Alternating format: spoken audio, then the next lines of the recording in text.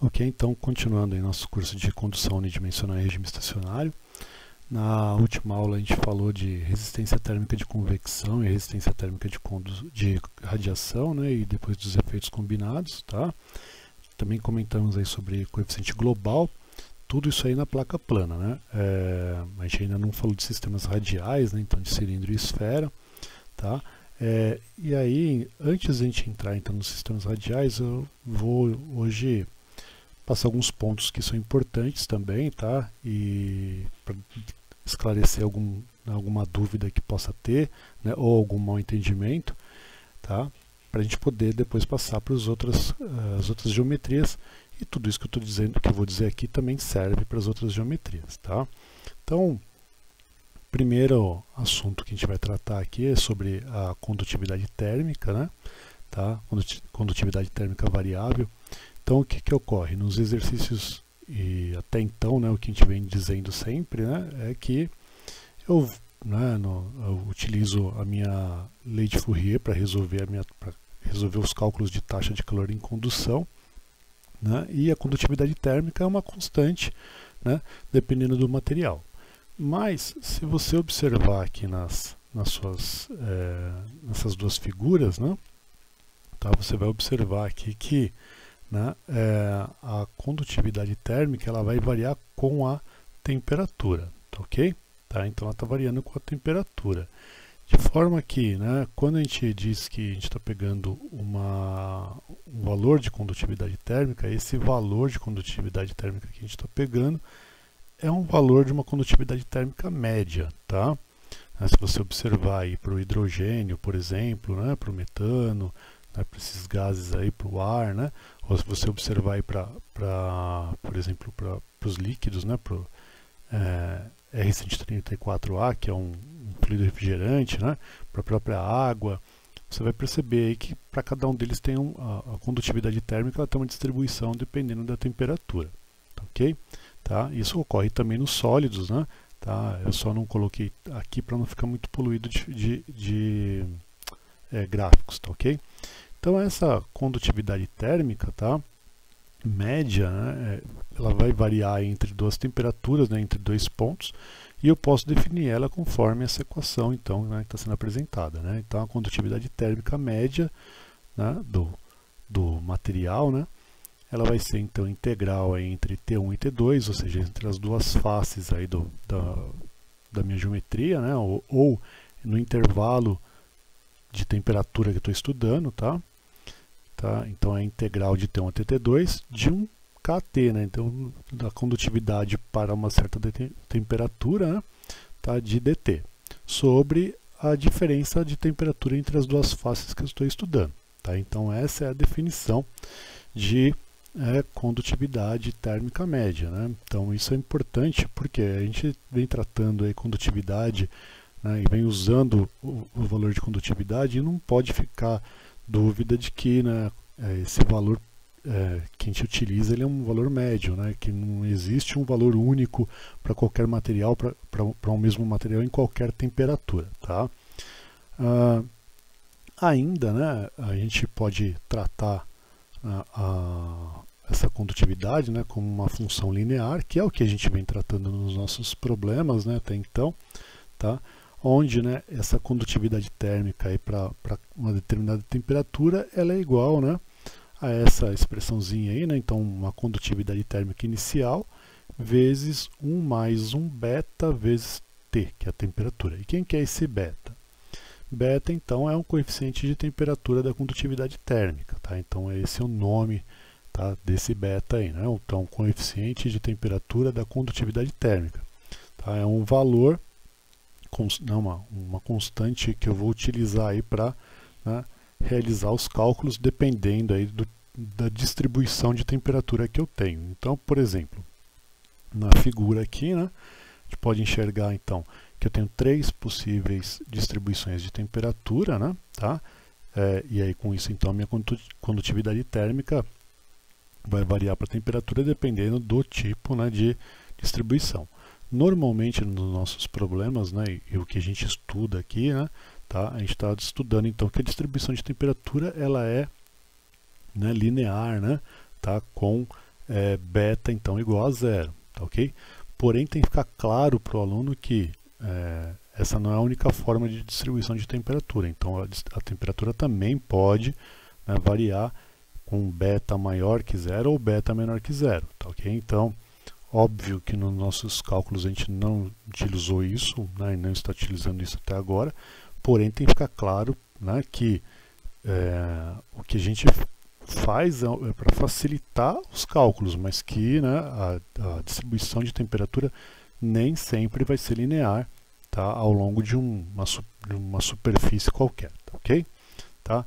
Com isso, né, então eu posso substituir essa equação, então, né, essa equação aqui para uma função linear na equação de condutividade média, né, ficando então que a condutividade média então será, né, a integral entre T1 e T2, né, entre as duas faces aí da minha geometria, né, tá, essa estudada, vezes a função linear, né, tá? Então, desculpa, né, a integral de T1 a T2 dá a função linear, né? Então, ao invés de eu colocar KT, eu vou colocar aqui, né, o que significa essa condutividade da temperatura, né, por temperatura. Então vai ser lá, né, minha condutividade inicial vezes, né, 1 mais lá o meu coeficiente de temperatura vezes a temperatura de um dt sobre a diferença aí, né, de temperatura entre as faces, né, temperatura final e temperatura inicial. Tá? Isso é igual a eu dizer que então a minha condutividade térmica média, né, é igual a uma condutividade térmica inicial vezes, né, 1 mais o coeficiente de temperatura, tá? Vezes aí, né, a diferença de temperatura entre as faces, né, final e inicial, T2 menos T1, sobre 2. Tá? Isso é o mesmo que dizer então que a minha condutividade térmica está variando com a temperatura média, tá, ok? Que é o que a gente está dizendo aqui para vocês. Tá? Dessa forma, então, né, quando a gente calcula, né, a taxa de calor por condução, né, e utilizando então a lei de Fourier, quando a gente coloca lá então que a taxa de calor é igual a condutividade térmica vezes a área, né, de seção transversal vezes a diferença de temperatura pela espessura, né, tá? Aquele K, né, a condutividade térmica é sempre uma condutividade térmica média, né, para um material, tá ok? Tá? Então fica claro, né, que é isso. Isso seria o mesmo então que, né, ao invés de calcular, né, dessa forma, eu poderia então calcular a taxa de calor como sendo então a área sobre a espessura vezes aí então, né, a integral de T2 até T1, aí aqui já está, né, rearranjando aqui para tirar o sinal de menos, né, da condutividade, né, tá? Então a integral de T2 até T1 de, né, a condutividade variando pela temperatura, né, de um dt, tá ok? Então é para ficar bem claro que, né, condutividade que a gente utiliza é sempre a condutividade média. Ainda, outro ponto importante a ser estudado é a resistência térmica de contato, né? O que significa isso? Então vamos pensar o seguinte, né? Nos nossos problemas, né, até então, o que a gente está supondo, né? O que a gente supõe? Aqui o contato entre as superfícies, né? Então quando eu tenho duas superfícies em contato, tendo troca de calor por condução, então a gente está supondo, né, que, obviamente, primeiro, né, que a distribuição de temperatura é linear, né, tá? Então essa distribuição que mostra aqui que o material 1 tem uma distribuição um pouco diferente do material 2, tá ok? Tá? Mas o que mais a gente, né, supõe? A gente supõe que o contato entre as superfícies ele é perfeito, tá? Então não tem imperfeições entre os contatos, tá ok? Então quando a gente calcula as resistências, quando a gente calcula uma taxa de calor, né, como sendo a taxa de calor igual à diferença de temperatura pela somatória das resistências térmicas, as resistências térmicas de condução, a gente está supondo que, né, as superfícies de contato são perfeitas, então eu não tenho nenhuma resistência, né, a troca de calor nesses contatos, tá ok? Entretanto, né, a gente sabe que os processos, né, qualquer processo, né, por mais perfeito que ele seja, né, ele vai ter alguma imperfeição, tá? Então a gente vai ter alguma rugosidade média aí de superfície, tá ok? Tá? A não ser processos muito bem elaborados, mas que são muito caros, né? Então, de forma geral, para processos industriais, né, para fabricação, os contatos não são perfeitos a ponto de a gente não ter, né, nenhuma irregularidade. E essas irregularidades aqui, né, tá, elas vão ter então, não, nessa interface de contato, vão ter um fluido nessa interface que vai, né, dificultar a troca de calor, tá ok? Tá, então, por exemplo, se eu tenho, dois materiais, eu vou fazer o contato entre eles e está num meio que tem o ar atmosférico, quando eu fizer esse contato, né, entre essas duas superfícies, né, esses vãos aqui eles vão ficar preenchidos então de ar, que tem condutividade térmica muito baixa. Então, na verdade, ele está atrapalhando aí, né, a troca de calor, tá ok? Tá, então, o que ocorre aí, né, nesse ponto de contato, né, é o que eu tenho aqui demonstrado aqui no meu gráfico, né, de temperatura por X, né, então aonde tem o contato ali eu tenho uma queda de temperatura, né, pela essa resistência de contato, tá ok? Isso então, né, mostra que para alguns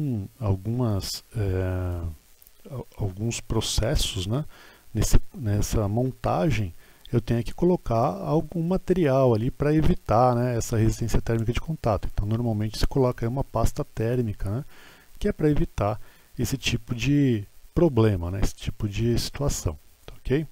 Então aqui eu estou mostrando para vocês nessa figura aqui é uma montagem experimental, né, para determinação dessa resistência de contato. Então a gente tem aqui, né, a amostra, né, duas amostras, né, que vão estar em contato, tá? Existe a interface entre eles e aí eu tenho os termopares, né, tá? E o que vai sendo feito? Eu vou aplicando, né, de forma geral, né, eu vou aplicando uma certa carga, né, tá? E vai medindo então aí como é que está acontecendo aí, como é que é a troca de calor aí entre essas duas superfícies, tá ok? Tá? Dessa forma, então, eu consigo determinar aí, para uma determinada pressão, quanto que é essa resistência de contato, dependendo do material de interface, né? Ou seja, do fluido de interface, né? E da rugosidade média aí desses materiais, né? Tá? Com isso, então, né, eu tenho aí que a minha taxa de calor, né, ficaria então, a taxa de calor total, né, seria igual então a taxa de calor de contato, né, onde eu tenho contato por condução, mais, né, a troca de calor, né, a taxa de calor de interface, tá ok? Que é, né, o ponto onde eu não tenho contato entre os materiais, que é o vazio ali, né, que está sendo preenchido por um fluido qualquer. Ainda, né, eu posso determinar essa taxa de calor como, né, utilizando analogia com a lei de Newton do resfriamento, né, de forma que eu vou ter um coeficiente de transferência de calor por convecção, vezes aí a área, né, e vezes a diferença de temperatura nessa interface. Essa diferença de temperatura, né, é aquela mostrada lá no gráfico anterior, né, e esse HC, né, a gente chama de coeficiente de transferência de calor por convecção, ou coeficiente convectivo, tá, ou condutância térmica de contato, tá, ok? De forma, então, né, que a resistência térmica de contato, né, a gente pode determinar ela como sendo 1 sobre esse coeficiente convectivo, né, essa condutância térmica de contato, ou, né, a diferença de temperatura nessa interface sobre a taxa de calor vezes a área, tá? A unidade é a mesma, né, a mesma unidade que a gente tem para as resistências térmicas, né, então metro quadrado vezes Kelvin por watt, tá? Então essa aí, né, é a nossa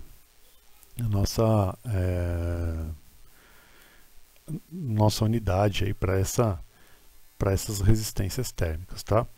Aqui, né, a gente está mostrando então alguns valores, né? Então eu tenho aqui, por exemplo, o material de interface é um aço inoxidável, por exemplo, né? E aí aqui, né, para uma pressão de contato, então imagina lá aquele mecanismo apresentado, né? Então uma pressão de contato de 100 Pascal, né? Tá? Então eu vou ter aí, né, uma resistência térmica, né, uma resistência térmica de contato, né, tá, de entre 6 e 25, né, vezes 10 a menos 4 metro quadrado Kelvin por watt. Se eu aumentar essa pressão de contato, né, então eu vou diminuindo ali aqueles vãos, né, eu vou ter então aí, né, que a minha resistência térmica vai ficar aí entre 0,7 e 4, né, vezes 10 a menos 4, né, metro quadrado Kelvin por watt, tá ok? Ainda, né, a gente tem aqui uma tabela também para alguns fluidos, né, na interface aqui, né, mostrando qual que é a resistência térmica que esses fluidos, né, vão apresentar. Aqui, né, por uma rugosidade de superfície, né, de contato da ordem, né, de 10 microns, né, tá ok? E uma pressão, né, de 10 a quinta, né, tá ok? 10 a quinta Pascal. Tá? E aqui por último, né, a gente, né, isso aqui, esses gráficos aqui eu retirei do livro do Frank Crate, tá? Então o que você tem aqui? Você tem vários materiais, tá? Vários tipos de acabamento, tá? E várias rugosidades médias aqui, né? Tá lá em RMS, né? Para algumas faixas de temperatura, tá ok? Tá? Então, dependendo do tipo da faixa de temperatura, qual que é a condição, né? Por exemplo, fluxo de calor do aço inoxidável para o alumínio. Então, tem várias condições, né? Então, e aí você pode enxergar aqui para cada né? Para cada uma dessas condições que estão lá pela letra A, de A até Q, né? Como é que é o comportamento, né, dessa resistência de contato conforme eu vou trabalhando aí, né, conforme eu vou mexendo aí, né, na minha resistência de contato, tá ok? Tá? Então, conforme eu vou mexendo aqui, né, conforme eu vou aumentando a minha pressão de contato, como é que se comporta aí, então, a minha resistência de contato, tá? Para cada uma dessas condições aí apresentadas. Tudo bem? Então, é isso, né, que a gente precisa apresentar para vocês como resistência térmica de contato e condutividade, tá? Porque isso aparece também nas outras geometrias, mas melhor já apresentar nesse momento para não ficar nenhuma dúvida, né? E assim a gente poder conseguir aí andar no nosso curso, tá ok? Tá? Então é isso por enquanto.